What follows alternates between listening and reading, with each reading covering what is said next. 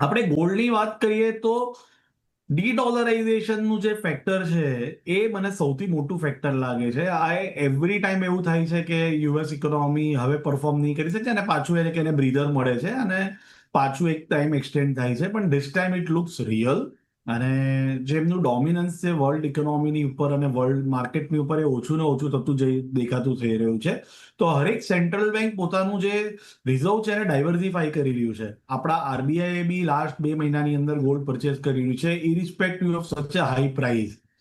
તો આ ફિનોમિનન આપણને કન્ટિન્યુઅસ જોવા મળી રહી છે. એના અને રેટ કટ બી તમે જેમ કીધું એમ ત્યાં હવે અગ્રેસિવ રેટ કટ થઈ શકે છે. મિસ્ટર ટ્રમ્પ ત્યાં જે ફેડનું જે કમ્પોઝિશન છે, જે લોકોના મેમ્બર્સનું કમ્પોઝિશન છે, ત્યાં બી એમના માણસો રાખવાનું શરૂઆત કરવા લાગે છે. મિસ્ટર જે પોવેલ છે એમની ટર્મ્સ મે 2026માં એન્ડ થઈ જશે. તો રેટ કટ ડેફિનેટલી આવી શકે છે અને ડી-ડોલરાઇઝેશનનું બી છે, પણ આ એક્સટેન્ડેડ રેલી થઈ ગઈ છે. તો આપણને અહીંથી કરેક્શન જોવા મળી શકે છે. $100-150 કરેક્શન આટલા મોટા રેલી પછી કંઈ ન કહેવાય, પણ બાય ઓન ડિપ્સની સ્ટ્રેટેજી ગોલ્ડની અંદર હોવી જોઈએ.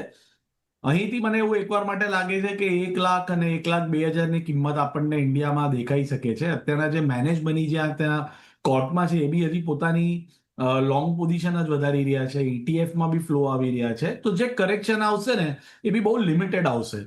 સો બાય ઓન ડિપ્સની સલાહ જ ગોલ્ડની અંદર રહેશે. 1 લાખ 1,02,000ની આજુબાજુ બાય કરવું જોઈએ ગોલ્ડ, એવું મારો પર્સનલ વ્યૂ છે.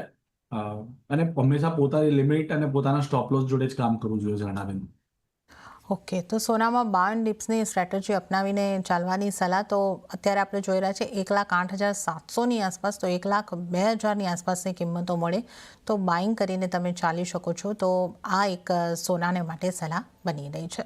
હવે ચાંદીની વાત કરી લઈએ તો ચાંદીમાં પણ રેકોર્ડ સ્તરેથી મામૂલી નરમાશ રહી છે, છતાં વૈશ્વિક બજારમાં ભાવ $41 ઉપર સ્ટેબલ થતા આપણને જોવા મળ્યા હતા. ત્યાંથી પણ હલકો એવો ઘટાડો આવીને હવે $41ની આસપાસ 40.96 ઉપર આપણે જોઈ શકીએ છીએ. અને એમસેક્સ ઉપર 1,24,725ના સ્તર અહીં આગળથી જોવા મળી રહ્યા છે. ચિંતનજી, ચાંદીને તમે કઈ રીતે જોઈ રહ્યા છો? આપણે જો આ વર્ષની અંદર અત્યાર સુધી જોઈએ તો એક આઉટ પરફોર્મન્સ ચોક્કસપણે ચાંદીએ બતાવ્યું છે. ગયા દિવાળી ઉપર આપણે જ્યારે ચર્ચાઓ કરી રહ્યા હતા, ચાંદીના આઉટ પરફોર્મન્સ આ વર્ષમાં રહેશે એવી આપણી ચર્ચાઓ પણ થઈ હતી અને થતું દેખાયું છે. પણ હવે આગળ કઈ રીતની આપ સ્થિતિ જોઈ રહ્યા છો? ઝરણાબેન, ચાંદી એક તો સૌથી પહેલા અગર આપણે વાત કરીએ તો એની અંદર જે પ્રોડક્શન છે અને જો એનો યુસેજ છે એ છેલ્લા ઘણા વર્ષોથી ડેફિસિટમાં છે. એટલે અરાઉન્ડ $1,200 મિલિયન એમનું યુસેજ છે અને $800 મિલિયન એનું પ્રોડક્શન છે. આઉન્સીસ, ડોલર નથી, અને 100 મિલિયન આઉન્સીસ જેવાનું એ લોકોનું રિસાયકલિંગ મટીરિયલ આવે છે. સો ઓલરેડી અત્યારે એની જે ડિમાન્ડ છે અને એની સામે એની જે સપ્લાય છે એ ડેફિસિટમાં છે. Over a period of year થયું છે. લેટેસ્ટ ડેવલપમેન્ટમાં યુએસએ કોપર અને સિલ્વરને ક્રિટિકલ મિનરલ તરીકે એડ કરવું જોઈએ એવું એમનું કોન્સેપ્ટ પેપર કાઢ્યું છે. આ બહુ મોટો ફેક્ટર હોઈ શકે અગર એમને એડ કરે, કારણ કે એમના જે એનર્જી ડિપાર્ટમેન્ટ છે, એનું જે ડિફેન્સ ડિપાર્ટમેન્ટ છે, they will keep on hoarding this material. તો અગર આ થશે તો અહીંથી બહુ મેજર જમ્પ આવી શકે છે. અને તમે ઇટીએફમાં બી જુઓ તો કન્સિસ્ટન્ટ એની અંદર ફ્લો છે.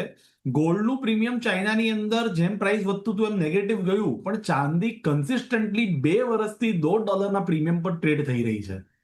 એકંદરે મારું કહેવાનું એમ છે, ગોલ્ડ કરતા silver definitely once again out perform કરશે. કરેક્શન આવશે તો બી સિલ્વરની અંદર કરેક્શન ઓછું આવશે.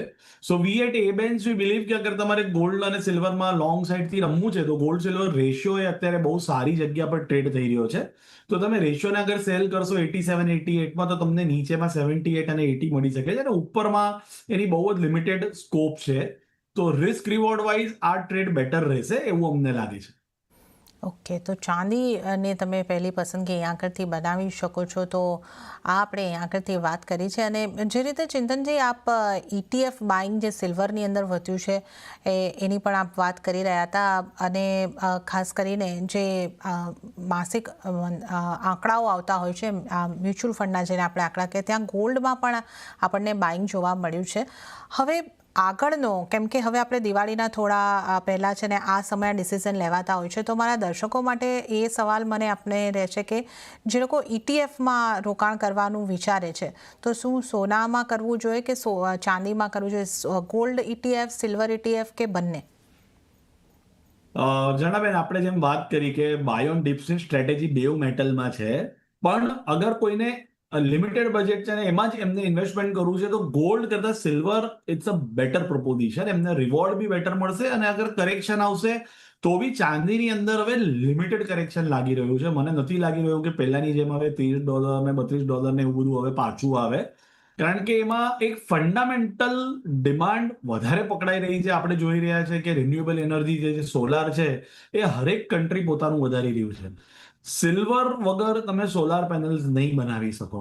આજે યુએસએ બી કહી દીધું કે એ લોકો સોલાર તરફ જઈ રહ્યા છે ને વર્લ્ડમાં હાઈએસ્ટ સોલાર એમને ત્યાં પ્રોડ્યુસ કરશે, તો આ ચાંદી વગર કઈ રીતે પોસિબલ થશે? ચાઇના બી અત્યારના પોતાના સોલાર કેપેસિટી વધારી રહ્યું છે, ઇન્ડિયા બી આપણે જોઈ રહ્યા છે કે સોલાર કેપેસિટી વધારી રહ્યું છે.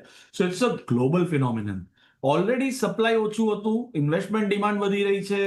અમે તમને કીધું એમ ક્રિટિકલ મેટલમાં અગર કવર થયું તો એનર્જી ડિપાર્ટમેન્ટ, ડિફેન્સ ડિપાર્ટમેન્ટે એને કમ્પલસરી એ લોકોનું જે સ્ટોરેજ કેપેસિટી છે વધારવી પડશે, હોલ્ડિંગ કેપેસિટી વધારવી પડશે.